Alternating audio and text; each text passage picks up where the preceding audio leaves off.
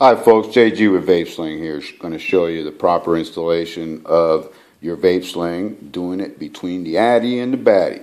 In other words, we go ahead and take off your atomizer, and you should have a 510 connection. And this is a goon, and it's all the way down. I did not take that out, and it has a nice protrusion on it. If you can see that screw coming out a bit, that is necessary so you can go ahead and have a good connection. Now we go ahead and put this either on your atomizer or on the mod. It does not matter.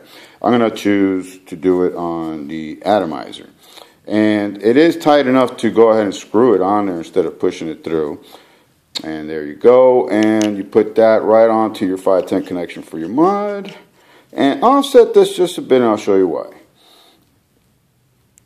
Like, I want it centered in my position, so I'm offsetting it just a bit so I can tighten the rest with the cradle and making sure we have a very good fit right there.